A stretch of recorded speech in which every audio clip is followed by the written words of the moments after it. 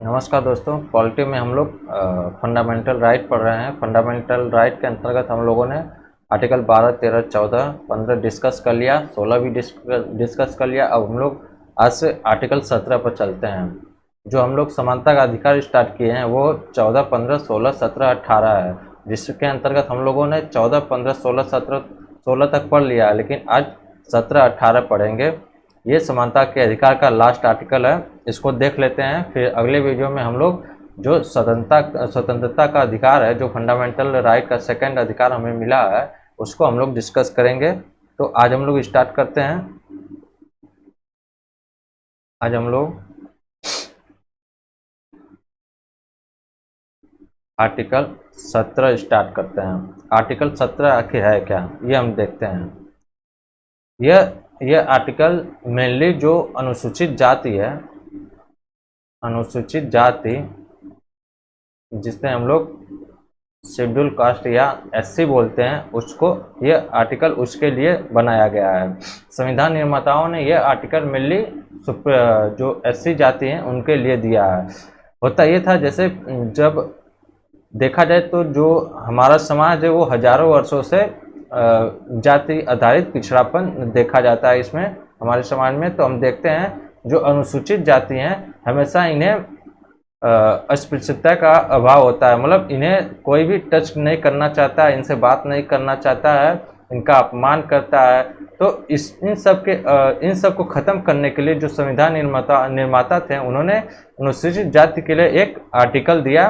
वो आर्टिकल है आर्टिकल 17, जिसको इसमें बोला गया है कि अस्पृश्यता जो होगी, अस्पृश्यता का अंत होगा। यह आर्टिकल 17 बोलता है कि अस्पृश्यता का अंत होगा, और यह मेनली किसके लिए दिया गया है? अनुसूचित जाति के लिए दिया गया है। तो इसमें हम लोग देखते हैं, तो इसके लिए संसद ने क्या किया कि संसद ने इसे लागू करने के लिए संसद ने अस्पृश्यता निवारण अधिनियम 2006 नहीं है, ये बहुत पहले ये आया था। या अस्पृश्यता निवारण अधिनियम 1955 लाई। तो संसद ने अस्पृश्यता निवारण अधिनियम 1955 लाया, जिसके अंतर्गत संसद ने ये बोला कि अस्पृश्यता एक संज्ञेय अपराध होगी, संज्ञेय अपराध होगा, जिस पर बिना वारंट की गिरफ्तारी होगी। फिर ये क्या है, इसको हम लोग देखेंगे आगे। फिर संसद ने इसी जो अस्पृश्यता निवारण अधिनियम ये है, इसका नाम बदल कर इसका नाम 1976 में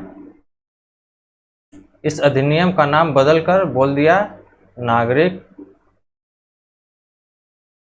अधिकार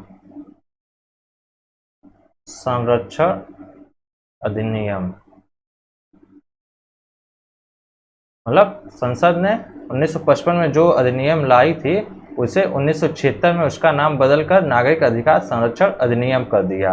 और इसमें यह बोला गया था कि संज्ञेय अपराध होगा। मतलब जैसे कोई जब अपराध होता है, तो जब पुलिस किसी अपराधी के पास जाती है तो उसको वारंट लेना पड़ता है, कि उसको बताना पड़ता है कि आपको किस अपराध के तहत गिरफ्तार किया जा रहा है। लेकिन इसमें क्या है कि अगर आप अस्पृश्यता करेंगे तो ऐसे में क्या होगा कि पुलिस बिना वारंट को कि आपको गिरफ्तार कर लेगी, आपके पास पूछने का हक तक नहीं रहेगा। तो इस तरह हम देखते हैं। अब हम देखेंगे आखिर ये होता क्या है। जो अस्पृश्यता है, किस आधार पर अस्पृश्यता होती है, किस आधार पर होती है, तो हम लोग देखेंगे। जैसे सार्वजनिक स्थान है, सार्वजनिक स्थान हो गया, या परिवहन हो गया, सार्वजनिक स्थान हो गया या परिवहन हो गया। सार्वजनिक स्थान क्या है? जैसे मान लीजिए एग्जाम्पल में कोई पार्क है, कोई पार्क है, तो किसी पार्क में कोई एससी का कोई सदस्य किसी पार्क में जाता है, लेकिन वह पार्क वाला उस सदस्य को पार्क में एंट्री देने से रोक देता है, मतलब प्रवेश नहीं करने देता है। तो ऐसे में क्या होगा, जो एससी के यह सदस्य है, यह सदस्य जाकर पुलिस में केस कर सकता है। जब पुलिस में ये केस कर देगा तो जिस पार्क वाले ने उसे रोका है, पुलिस उसको बिना वारंट के गिरफ्तार कर लेगी। तो ऐसे ही परिवहन में अगर कोई एससी का सदस्य किसी परिवहन में बैठ रहा है, कोई जो बस है, ये सार्वजनिक परिवहन रहना चाहिए, निजी परिवहन नहीं है। तो ये सार्वजनिक परिवहन में बैठ रहा है, कोई बस वाला मना कर दे कि नहीं हम नहीं बैठाएंगे, या फिर आप किसी परिवहन में कोई, जैसे कोई ब्राह्मण है, वो किसी परिवहन में यात्रा कर रहा है, उसके बगल में कोई एससी का सदस्य बैठ गया, अब ब्राह्मण वहां से उसको हटा दिया, अगर एससी के जो सदस्य है उसको ठेस पहुंचे, तो ऐसे केस में वो पुलिस में केस कर सकता है। तो पुलिस क्या करेगी, उस ब्राह्मण को गिरफ्तार कर लेगी, बिना किसी वारंट के गिरफ्तार कर लेगी। तो इस तरह हम देखते हैं सार्वजनिक स्थान परिवहन जो होता है। फिर हम देखेंगे कि किसी किसी किसी सदस्य को, या एससी का सदस्य रहना चाहिए, जाति के आधार पर अपमानित नहीं किया जा सकता है, अपमानित नहीं किया जा सकता है। तो इस तरह हम देखते हैं, जैसे अभी होता क्या है, जैसे जो गांव है, मान लीजिए कोई, यह एक गांव है और एक शहर है, यहाँ पर ब्राह्मण और यहाँ पर एससी कुमार, यहाँ पर ब्राह्मण, यहाँ पर चमार। तो शहर में जैसे क्या है कि जो ब्राह्मण है उन्हें राजनीतिक शिक्षा लगभग पूरी तरीके से मिली हुई है, उनको राजनीति के बारे में अच्छी ज्ञान होता है। और जो ये एससी के सदस्य तो होते हैं, इन्हें भी ज्ञान होता है, लेकिन 50% तक ज्ञान होता है, क्योंकि सब कुछ डिपेंड करता है स्कूली शिक्षा पर। जब तक स्कूली शिक्षा ही नहीं सही रहेगी तो फिर आगे राजनीतिक शिक्षा भी नहीं उस तरीके से मिल पाती है। अब जब गांव हुआ, अब गांव में क्या है कि इन्हें मान लीजिए इन्हें 50% राजनीतिक शिक्षा मिली हुई है, लेकिन ये जो हैं एससी के सदस्य हैं, इन्हें 0% मिली हुई है। तो ऐसे केस में क्या होता है कि जाति के आधार पर अपमानित नहीं किया जा सकता है। तो यहाँ पर क्या होगा कि जो ये एससी के सदस्य हैं, अगर इन्हें जाति के आधार पर कोई ब्राह्मण अपमानित करेगा तो ये जाकर पुलिस में केस कर देते हैं, जिसके आधार पर पुलिस उस ब्राह्मण को गिरफ्तार कर लेगी। लेकिन अब गांव में क्या है, गांव में जो चमार हैं, जो एससी के सदस्य हैं, उन्हें क्या है, उन्हें 0% ज्ञान है कि उनके लिए संविधान ने कुछ उनको अधिकार भी दिया। उस अधिकार पर अगर आपको कोई चमार बोल रहा है, आपको कोई अपमान कर रहा है, तो आप जाकर डायरेक्ट पुलिस में केस कर सकते हैं और वो पुलिस उस अपराधी को तुरंत गिरफ्तार करेगी, बिना किसी वारंट के गिरफ्तार करेगी। तो ऐसे केस में ये लोग कुछ नहीं कर पाते हैं, क्योंकि इन्हें ज्ञान ही नहीं है कि उनको एक अधिकार भी मिला हुआ है जो संविधान ने अधिकार दिया है। कुछ लोगों को तो ये तक नहीं पता है कि संविधान भी कुछ होता है। तो हमें गांव में जब तक हम इस राजनीतिक शिक्षा को नहीं ले जा पाएंगे, तब तक ये जो दूसरा जो या पूरा जो आर्टिकल 17 है, जो आर्टिकल 17 है, इसे पूरी तरह लागू नहीं कर पाएंगे। तो इस तरह हम देखते हैं कि सदस्य को जाति के आधार पर अपमानित नहीं किया जा सकता। अब तीसरा हम लोग देखेंगे इसमें, जैसे अगर मान लीजिए कोई नाई है, बाल काटने से इनकार कर रहा है, बाल काटने से इनकार कर दे, तो भी आप केस कर सकते हैं, केस कर सकते हैं। अगर मान लीजिए आटा चक्की है, आटा पीसने से इनकार कर दे, पीसने से इनकार कर दे तो भी आप केस कर सकते हैं, केस कर सकते हैं। तो अगर आपको लगे कि आपका अपमान हुआ है तो आप जाकर केस कर सकते हैं।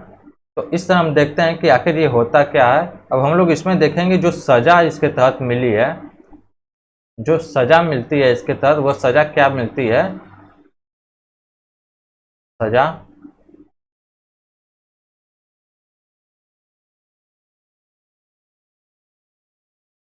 तो फर्स्ट बार जब होगा तब, सेकंड बार के बाद थर्ड। अगर कोई पहली बार अस्पृश्यता करे और कोई दूसरी बार अस्पृश्यता करे, कोई तीसरी बार करे, तो पहले केस में क्या है कि 1 से 6 माह की जेल होगी, 1 से 6 माह की जेल होगी और 100 से 500 रुपये जुर्माना होगा। इन दोनों में से कोई एक हो सकता है। अगर दूसरी बार कोई किसी एससी का अपमान करे तब क्या होगा, 6 से 12 माह, 6 से 12 माह की जेल होगी और 200 से 500 रुपये का जुर्माना हो सकता है। इन दोनों में से कोई एक। अगर कोई तीसरी बार करे तब 1 साल से 2 साल की जेल हो सकती है और जो जुर्माना होगा वो 500 से 1000 हो सकता है। तो इस तरह हम लोग देखते हैं। लेकिन इसमें एक और प्रावधान है, अगर कोई चौथी बार करे तो इस केस में क्या होगा, यह सेम जो तीसरा सजा है वही सजा सेम उसको चौथी बार भी मिलेगी। तो इस तरह हम लोग आर्टिकल 17 कंप्लीट किए हैं। अब आर्टिकल हम लोग 18 पर चलते हैं।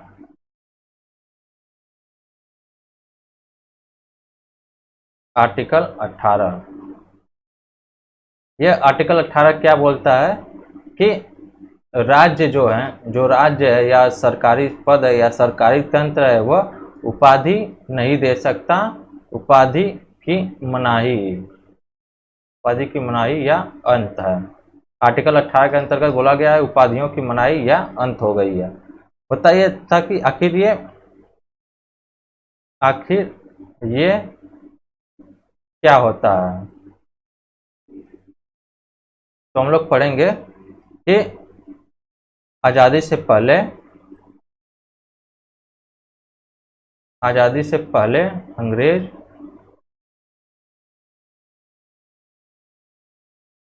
हम लोग देखते थे कि आज़ादी के पहले अंग्रेज क्या करते थे कि किसी जो उनके राजा महाराजा हैं, जो भारतीय राजा महाराजा होते थे, जो इनके सहयोगी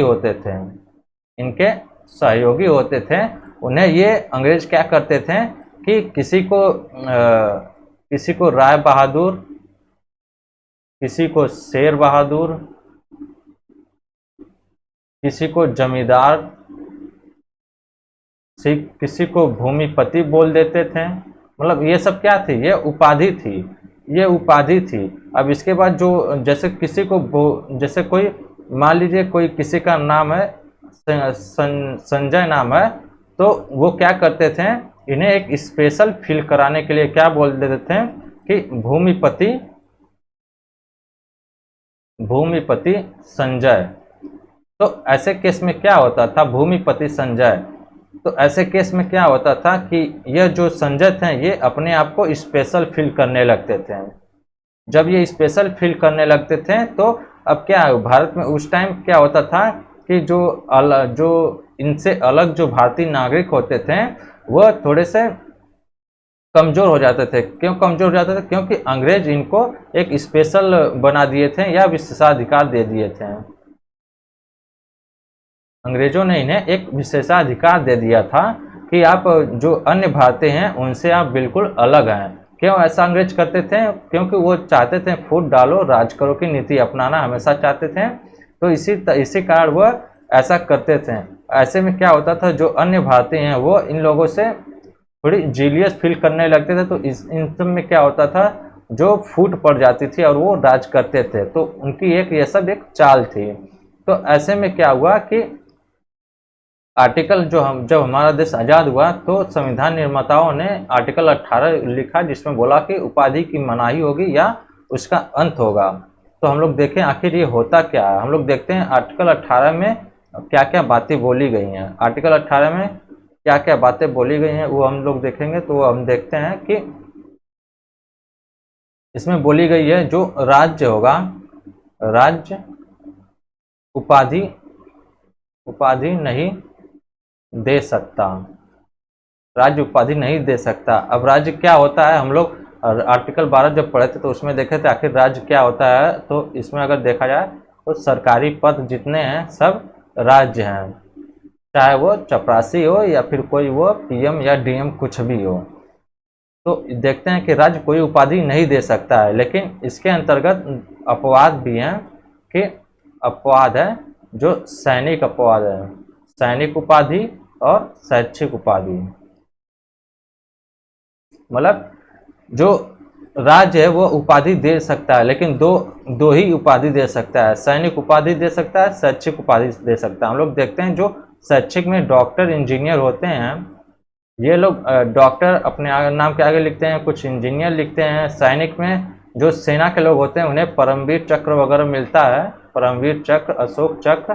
तो ये क्यों मिलता है, क्योंकि ये लोग क्या कि उस जो सेना में अपने जो सेवा दिए हैं वो सेवा एक उत्कृष्ट सेवा होती है, इसीलिए इन्हें ये उपाधि दी जाती है। तो ये दोनों अपवाद है। अब हम लोग देखते हैं कि और जो बोला गया है कि भारतीय जो नागरिक हैं, जो भारतीय नागरिक हैं ये विदेशी राज्य से उपाधि, ये विदेशी राज्य से उपाधि नहीं ले सकते हैं। अब तीसरा में क्या बोला गया, 2 1 3, तीसरा में क्या बोला गया कि विदेशी नागरिक जो भारत में लाभ के पद पर कार्यरत हो, लाभ के पद पर कार्यरत हो,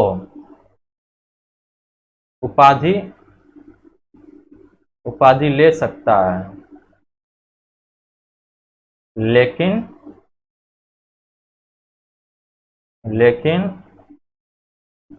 राष्ट्रपति की अनुमति लेनी पड़ेगी। तो विदेशी कोई एक ऐसा विदेशी जो लाभ के पद पर कार्यरत हो वो उपाधि ले सकता है, लेकिन राष्ट्रपति की अनुमति लेनी पड़ेगी। हम लोग लाभ का पद जो है उसको कुछ टाइम बाद डिस्कस करेंगे, आखिर लाभ का पद होता है क्या, तब आपको अच्छे तरीके से समझ में आ जाएगा। और इसमें चौथी जो बात बोली गई है कि जो लाभ के पद पर चाहे वह भारतीय नागरिक हो या विदेशी हो,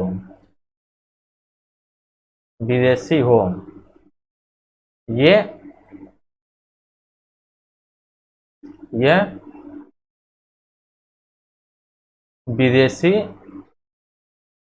विदेशी राज्य से पद, लाभ, सम्मान ले सकता है, लेकिन राष्ट्रपति के अनुमति से ले सकता है। तो इस तरह हम लोग देखते हैं कि 4 बातें इसमें बोली गई हैं। फिर हम लोग देखेंगे आखिर ये लाभ का पद होता क्या है। उसके बाद हम लोग देखेंगे कि जब भारत का संविधान जो है आर्टिकल 18 के अंतर्गत बोला है कि उपाधि की मनाही होगी या अंत होगा, तो फिर भारत में ये जो भारत रत्न दिया जाता है और उसके बाद भारत रत्न तो दिया जाता है, पद्मश्री, पद्म विभूषण इत्यादि जो दिए जाते हैं, आखिर ये क्या होते हैं, ये उपाधि होते हैं या क्या होते हैं। तो इस तरह हम लोग देखेंगे कि पहले देख लेते हैं आखिर लाभ का पद होता क्या है। लाभ का पद तो हम लोग देखेंगे कि क्या होता है।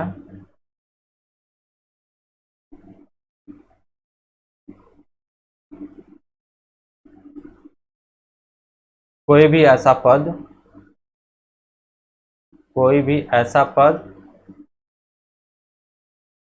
जिसके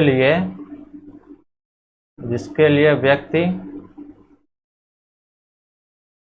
जिसके लिए व्यक्ति सरकार से पेंशन भत्ता लेता हो, वह लाभ का पद होगा। वह लाभ का पद होगा। तो हम लोग देखते हैं कि आखिर लाभ का पद होता क्या है। अब हम लोग देखेंगे कि संविधान ने इसे निर्धारित नहीं किया कि कौन कौन सा लाभ का पद होगा। संविधान ने इसका निर्धारण नहीं किया, संविधान ने इसको परिभाषित नहीं किया, लेकिन संसद इसको परिभाषित कौन कर सकता है? संसद और विधानमंडल। संसद और जो विधानमंडल हैं वह दोनों अपने अपने हिसाब से इसे परिभाषित कर सकते हैं, इसे परिभाषित कर सकते हैं, इसका निर्धारण कर सकते हैं कि किसे लाभ का पद बोलें या किसे लाभ का पद नहीं बोले। तो इस तरह हम लोग देखते हैं, लेकिन इसमें कुछ अपवाद भी पाए जाते हैं। तो अपवाद हम लोग देखेंगे कि लाभ के पद में जो अपवाद हैं वो क्या क्या हैं। कि संसद ने लाभ का पद अधिनियम 2006, संसद ने लाभ का पद अधिनियम 2006 पारित किया, जिसके अंतर्गत इन्होंने 56 पद को अपवाद माना। इसमें कौन कौन है? जो प्रेसिडेंट हो गए, वाइस प्रेसिडेंट हो गए, और MP MLA हो गए, ये लोग इत्यादि जो हो गए, ये लोग लाभ के पद के अपवाद माने गए। तो इस तरह हम लोग देखते हैं लाभ का पद जो होता है। अब उसमें एक और चीज हमने बोला था आपको कि लाभ का जो विदेशी है वो भारत में कैसे लाभ का पद ले सकता है। तो उसको हम देखते हैं। लाभ का पद धारण करने वाला विदेशी, तो ये कैसे होता है इसको हम लोग समझते हैं। चलिए, जैसे भारत में कोई महत्वाकांक्षी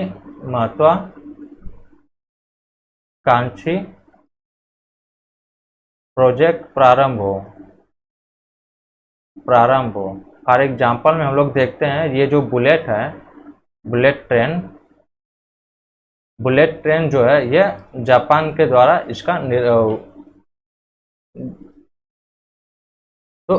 इसका वो किया जा रहा है, इसको बनाया जा रहा है। तो भारत में क्या होगा कि अब जब वहाँ से इसको बनाया जा रहा है तो भारत में क्या होगा? भारत में जो डायरेक्टर होगा, हाँ, जो डायरेक्टर होगा, तो जो भारत का सरकार है वो जो डायरेक्टर होगा वो विदेश से ही लेगा ना।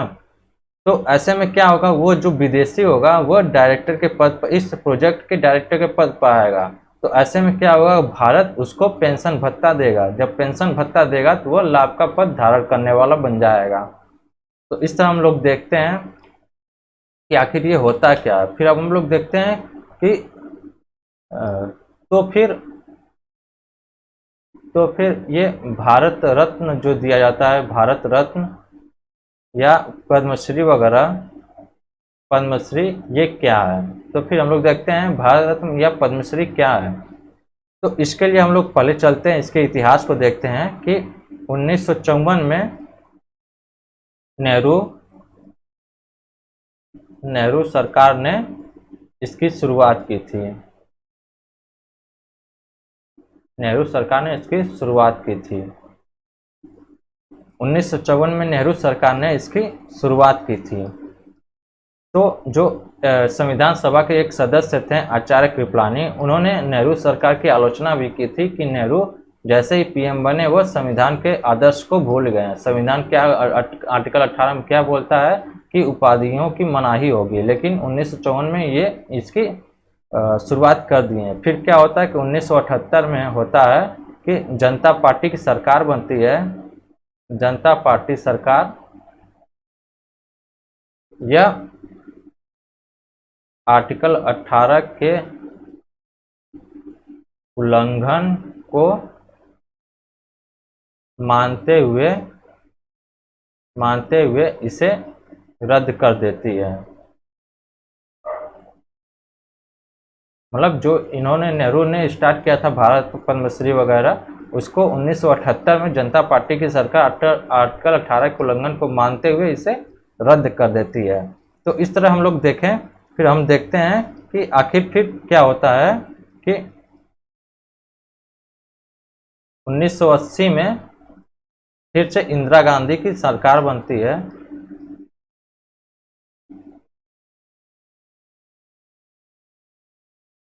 इंदिरा गांधी की सरकार बनती है।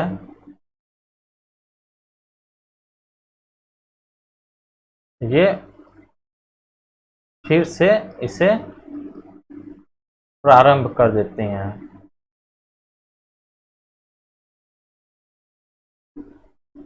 तो इस तरह हम लोग देखते हैं कि ये आखिर इसका इतिहास जो भारत रत्न देने का था वो कहाँ से कहाँ तक गया था। तो फिर उसके बाद क्या होता है कि इसे आर्टिकल 18 का उल्लंघन मानते हुए सुप्रीम कोर्ट में एक केस किया जाता है। वो केस होता है बालाजी राघवन बनाम भारत संघ 1996 में। इसमें तर्क ये दिया जाता है कि भारत रत्न पद्मश्री वगैरह, पद्मश्री टीसी, यह विशेषाधिकार को जन्म दे रहे हैं,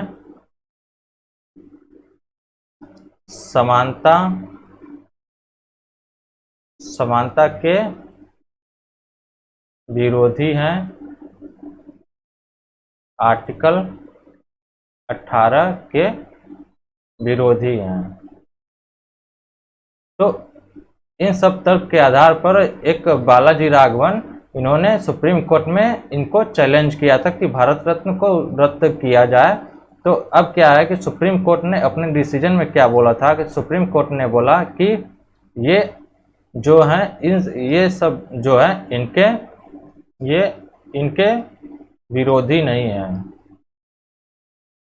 नहीं है। तर्क क्या दिया सुप्रीम कोर्ट ने? तर्क ये दिया कि उपाधि जो होती है, उपाधि तथा सम्मान में अंतर होता है। तो सुप्रीम कोर्ट ने यह तर्क देते हुए इसे रद्द कर दिया कि उपाधि तथा सम्मान में अंतर होता है। सम्मान किसे दिया जाता है? किसी क्षेत्र में अच्छे कार्य करने के लिए सम्मान दिया जाता है। तो सम्मान दिया जाता है। तो इस तरह हम देखते हैं कि जो सुप्रीम कोर्ट है वो उपाधि तथा सम्मान में अंतर बताती है। अब भारत रत्न क्या होता है? भारत रत्न किसे दिया जाता है? जो किसी विशेष क्षेत्र में एक अच्छा कार्य करता है। पद्मश्री किसे दिया जाता है? किसी विशेष क्षेत्र में एक अच्छा कार्य करने के लिए। तो इस तरह हम देखते हैं कि तो फिर सुप्रीम कोर्ट ने इसे रद्द कर दिया, बोल दिया कि ये एक सम्मान है, तो इन्हें ये संविधान के विरोधी नहीं है। फिर यहाँ पर कुछ लोगों के अंदर अभी भी ये क्वेश्चन होगा कि जो सुभाष चंद्र बोस हैं, ये नेताजी सुभाष चंद्र बोस, आखिर इन्हें नेताजी क्यों बोला जाता जबकि इनका नाम सुभाष चंद्र है? तो इस तरह सुप्रीम कोर्ट ने बोला कि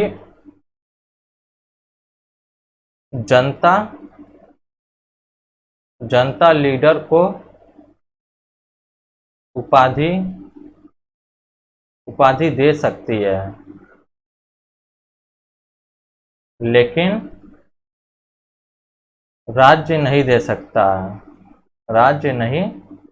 सकता। इसीलिए हम देखते हैं कि जो मोहनचंद करमचंद गांधी हैं, उनका नाम जो ऑफिशियल नेम जो कागज पत्रों में होता है वो मोहनचंद करमचंद गांधी है, लेकिन लोग राष्ट्रपिता महात्मा गांधी बोलते हैं। इसी तरह नेताजी सुभाष चंद्र बोस में इन्हें लोग नेताजी सुभाष चंद्र क्यों बोलते हैं? क्योंकि जनता ने इनको अपना लीडर माना था, तो वह उस नेम से संबोधित करने लगे, उनको एक उपाधि देने लगे थे।